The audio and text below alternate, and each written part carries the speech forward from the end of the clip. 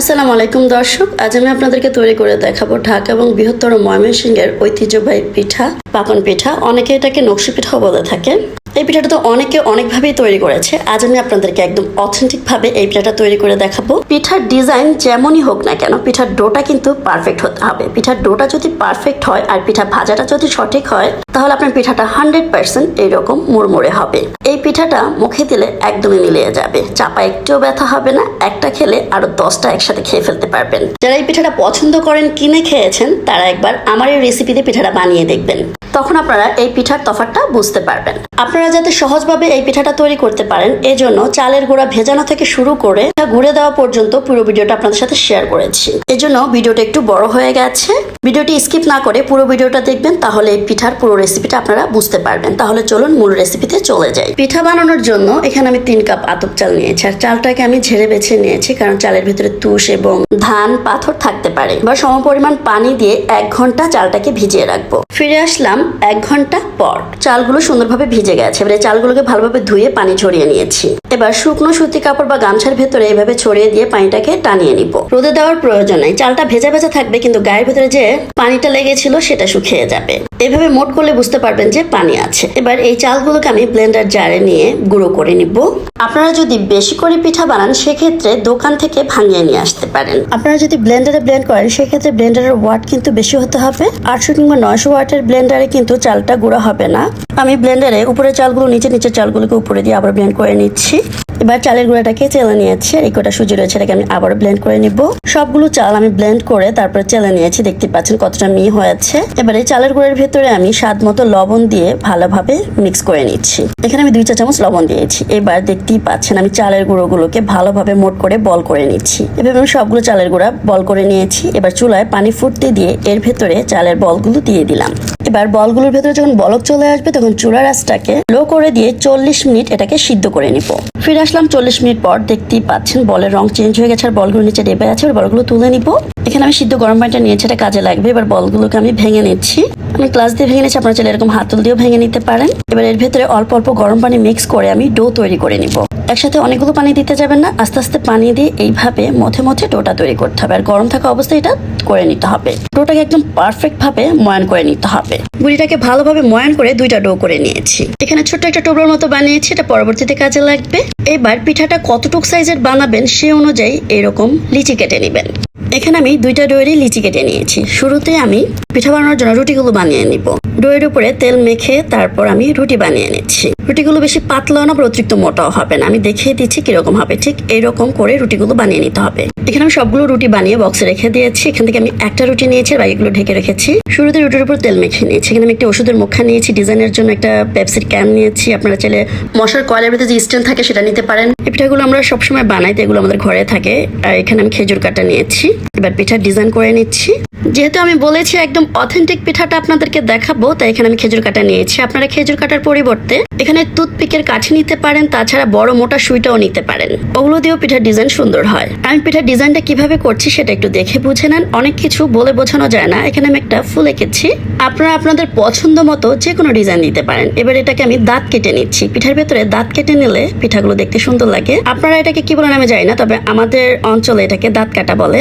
আমি আরেকটা ডিজাইন দেখিয়ে দিচ্ছি। এটা খুবই সহজ।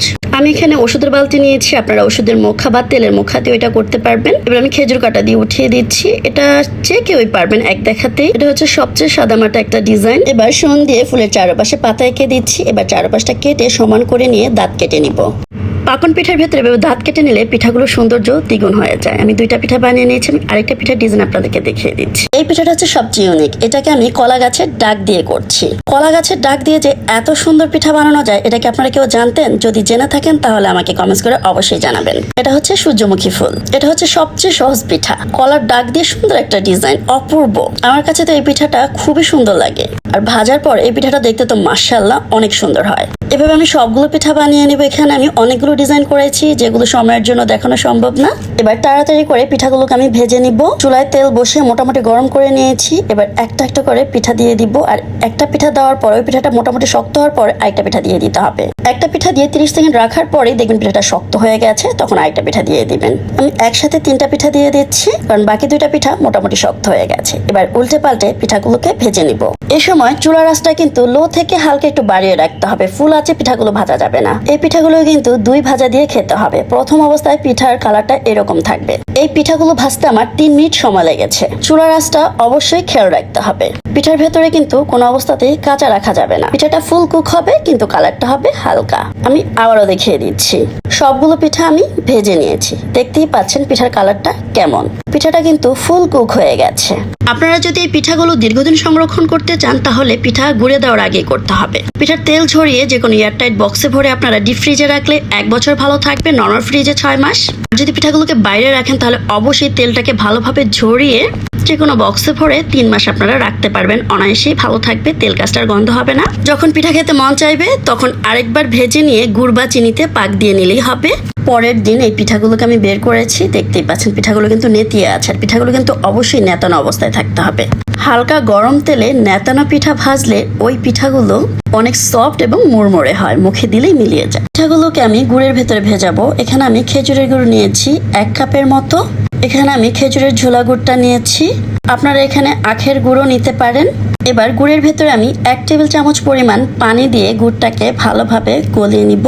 গুড়ের ভেতরে বলক চলে আসছে, এই পর্যায়ে আমি চুলা থেকে নামিয়ে নিব। পানির ভেতরে মাত্র আমি সামান্য পরিমাণ পানি ব্যবহার করেছি, এর বেশি রাখলে গুড়টা একদমই 1 তার বা 2 তার হয়ে যাবে। এবার চুলা থেকে নামিয়ে নিচ্ছি। এবার পিঠাগুলোকে আমি আরেকবার ভেজে নিব। দেখতেই পাচ্ছেন তেলটা কেমন গরম করে নিয়েছি, তেলটা হালকা গরম হবে। অতিরিক্ত গরম তেলে পিঠা দেওয়ার সাথে সাথে পিঠার উপরের কালারটা কিন্তু সাদা ফ্যাকাশে হয়ে যাবে, সুন্দর একটা কালার আসবে না। এবার কিছুক্ষণ পরে দেখতেই পাবেন পিঠার উপরে এরকম বুদবুদ শুরু হয়ে গেছে। এ সময় কিন্তু চুলার আঁচটা কিন্তু মিডিয়াম টু লো এর মাঝামাঝি আছে। কোনো অবস্থাতেই চুলার আঁচটাকে বাড়ানো যাবে না, তাহলে পিঠার ভেতরে কিন্তু কাঁচা থেকে যাবে, পিঠাগুলো সুন্দরভাবে ভাজা হবে না। কিভাবে বুঝবেন পিঠাগুলো ভাজা হয়ে গেছে? দেখতেই পাচ্ছেন তেলটা কিন্তু ওইরকম জোরে জোরে বলকাচ্ছে না, হালকা বুদবুদ করছে। আর পিঠার কালারটা দেখেন কতটা সুন্দর আসছে।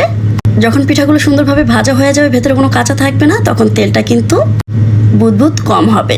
আশা করছি বুঝতে পারছেন। দেখতেই পাচ্ছেন পিঠার তেলটা কিরকম বুদবুদ করছে, তার মানে পিঠাগুলো ভাজা হয়ে গেছে। এইভাবে আমি সবগুলো পিঠা ভেজে নিব। আর পিঠার ভেতরে কিন্তু সুন্দর একটা কালার আসছে। এবার এই পিঠাগুলোকে আমি গরম অবস্থায় শিরার ভেতরে দিয়ে দিব।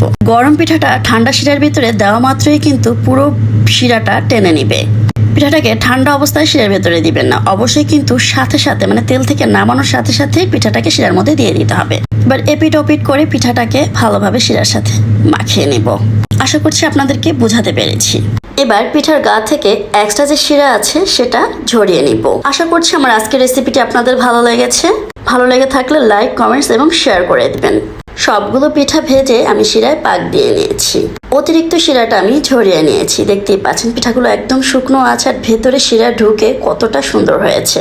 এই পিঠাটা কিন্তু শিরা ছাড়াও খেতে অনেক ভালো লাগে। যারা মিষ্টি পিঠা খেতে পছন্দ করেন না তারা শিরা ছাড়াও এইভাবে ভেজে খেয়ে নিতে পারবেন। আর পিঠাটা কতটা মুড়মুড়ে হয়েছে সেটা তো দেখেই বুঝতে পারছেন। আমি যেভাবে পিঠার ডোটা তৈরি করেছি ঠিক সেম ভাবে আপনারা ডো তৈরি করে পিঠা বানিয়ে দেখবেন। এই পিঠাগুলো মাশাআল্লাহ এতটা মুড়মুড়ে হয় যে মুখে দেওয়া মাত্রই মিলিয়ে যায়। এই শীতে একবার হলো এইভাবে এই পিঠাগুলো বানিয়ে দেখবেন। যাকে এই পিঠা আপনি খাওয়াবেন সে আপনার ফ্যান হয়ে যাবে, 100% গ্যারান্টি দিয়ে বলছি।